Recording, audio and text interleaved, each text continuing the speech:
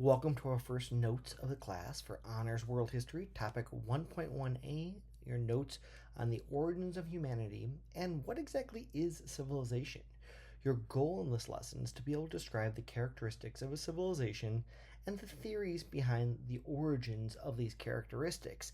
As you watch the video, pause as needed, make sure you're filling in the blanks on the note sheet provided for you, and make sure you're adding extra notes as needed.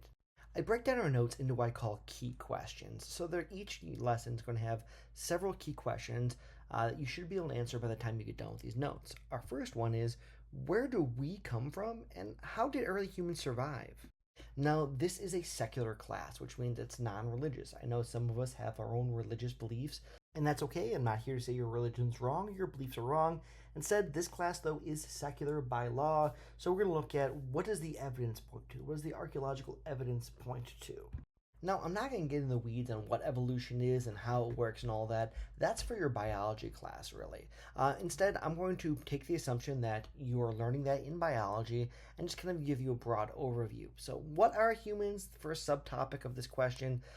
Humans are known as the species Homo sapiens. We're part of a larger family of animals known as the Homo genius. Now, Homo simply means man, and sapien in this case means wise. And so our species, we've named ourselves the wise man. Now, the fossil and historical genetic records show that our species, Homo sapiens, split off from a common ancestor about 5.5 million years ago. Some of the species kept changing and became Homo sapiens. Others kept changing and eventually became what we know as chimpanzees. So that split off with chimpanzees that I was talking about happened sometime around here. And you can see that there are many other species that kind of branched off at the same time as well. One branch around 3 million years ago developed known as the Homo genius. And here you can see all the way up in the top corner here is the Homo sapiens, that is us. But you'll see there are other homos as well. There's Homo habilis, there's Homo erectus, there's Homo neanderthalis. But we're not concerned with any of those in this class. We'll only be talking about the history of the species Homo sapiens, us. So, what makes Homo sapiens different? Well, we're characterized generally as having advanced cognitive or thinking abilities. We create complex tools in order to solve our problems.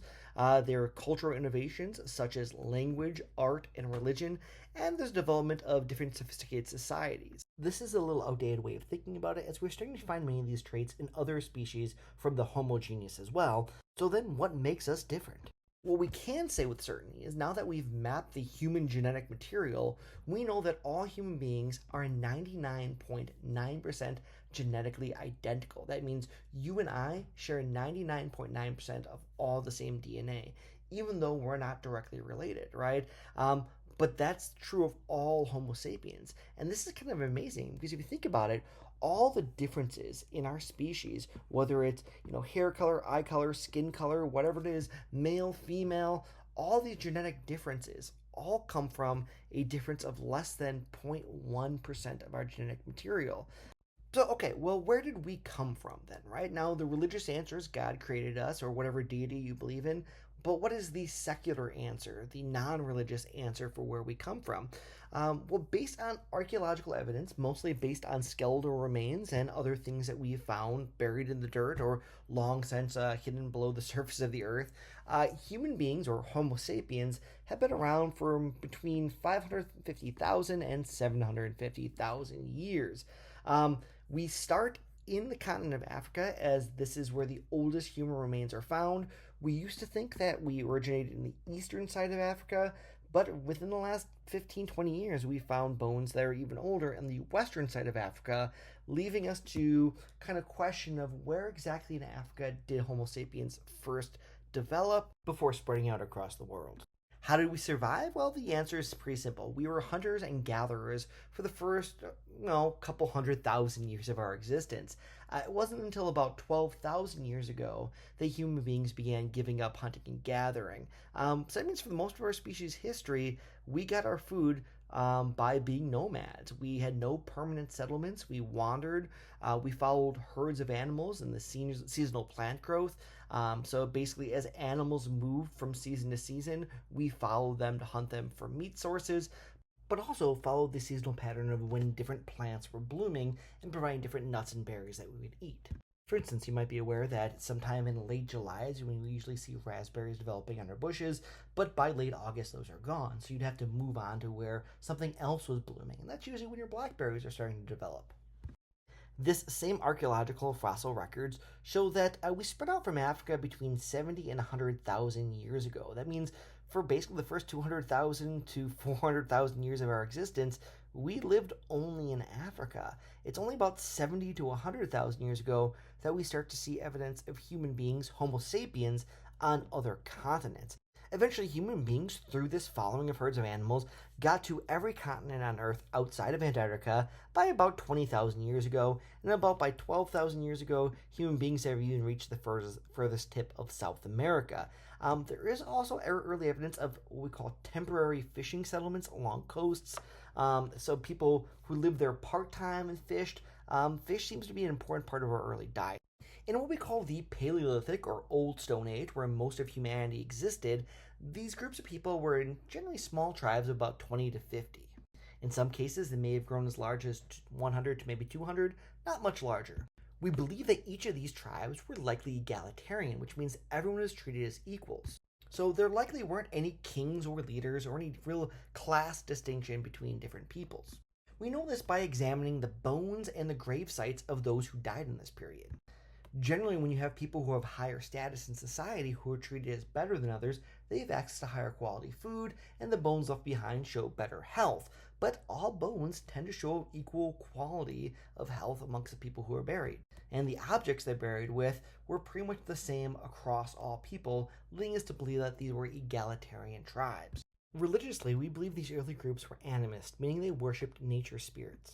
Everything in nature, whether it was a human being, an animal, a plant, the wind, or even rocks, would have a spirit. Each of these were seen as having equal value in the world. It gave them some comfort to understand the chaotic world. After all, why did a random lightning strike start a fire? It's because a spirit was angry, and if you can make the spirit not angry, those lightning strikes won't happen, thus giving you some control over the world. This is how we think religion started. Second key question, what are the characteristics of a civilization and why did they develop? There are 5 key traits of every civilization that you need to be aware of and we'll be looking at throughout this entire 2-semester course.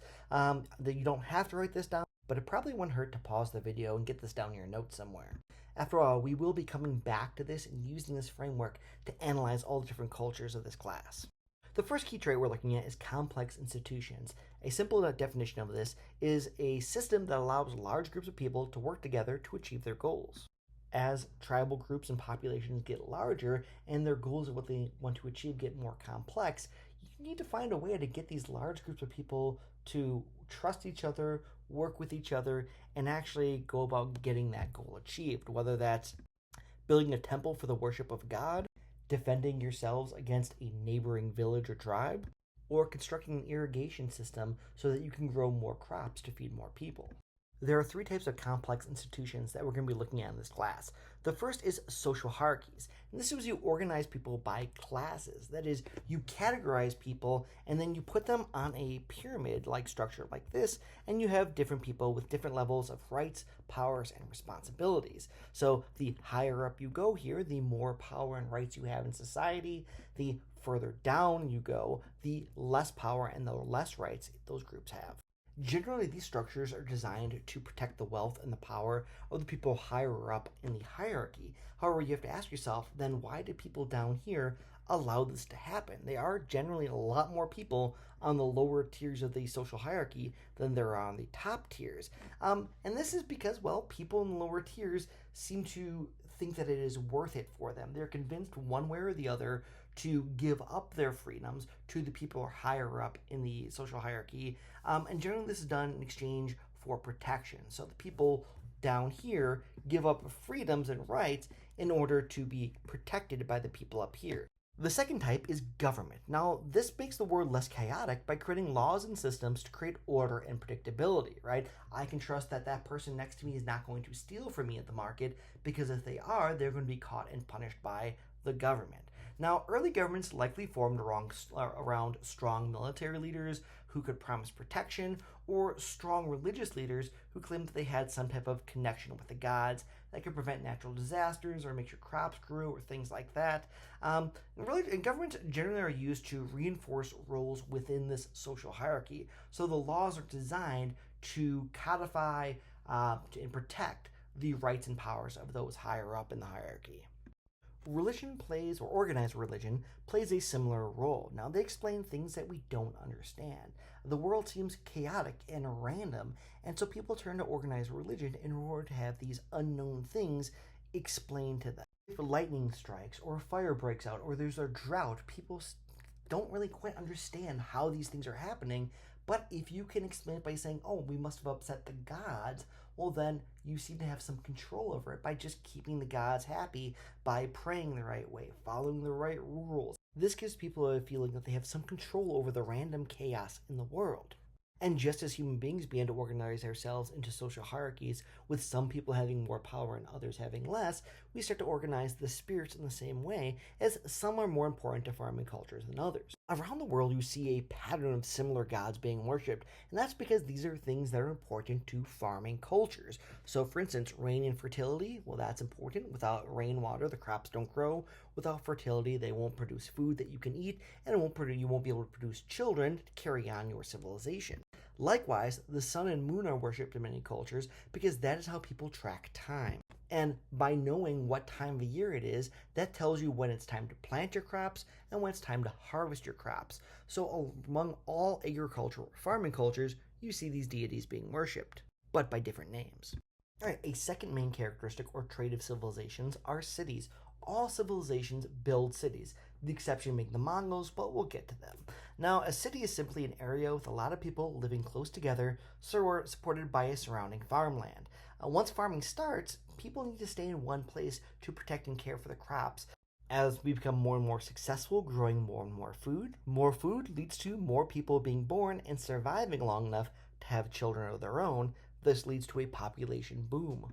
Now, people start to realize that there are other villages out there, and they start to travel in order to trade with each other because villages up here don't have the same resources as villages down here, over here, and so they start to travel and trade with each other. And you'll notice, for instance, this one's kind of out of the way, but this one is in the middle of multiple trade paths. Well, the ones that tend to be located on key routes where trade routes intersect tend to become more important. They get more resources flowing through them, more taxes are collected by the leaders, making them wealthier, more ideas get spread amongst these because they're getting ideas and technology from all the different locations, and so these villages start to grow into the first cities. The third trait of all civilizations is improved technology.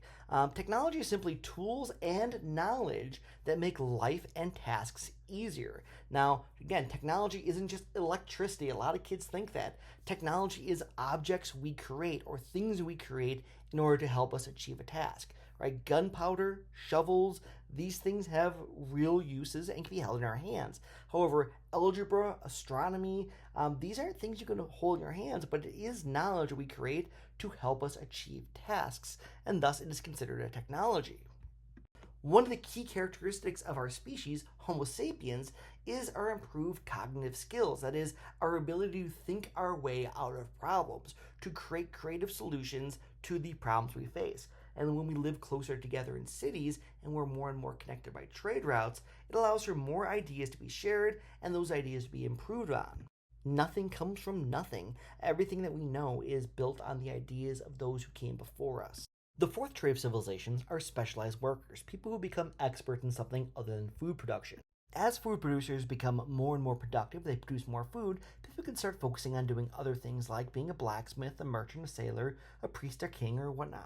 The fifth and final trait of all civilizations is record keeping. They all have a way of keeping track of large amounts of information and passing it on to others. Here you see a list of some common forms, including the digital records that we keep today. The earliest evidence we have of written records is actually government tax records. Kings need to keep track of who they're ruling over, how much these people owe in taxes for the king's protection, and so writing is a way to kind of keep track of all that. Soon, though, we do see it developing into being used for writing and cultural reasons, like creating literature, stories for entertainment, but also writing down the history of events that's happened. Now, the first 4 places that meet these criteria are Egypt, Mesopotamia, the Indus Valley, and China. We'll be studying each of these individually in coming lessons. All right, now that you're done filling in your notes, take a minute and rewrite today's goal at the bottom of your note sheet. You can find this goal at the top of your note sheet or at the very beginning of this video. This is what you should have learned by the time you finish the video. Then move on to identify 3 important facts from the notes that helped you understand today's goal. And as always, I'm going to ask you to write 1 question you still have about what you learned in this video to help deepen your understanding.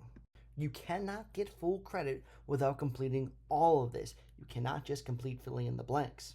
Until next time, I'll see you in class.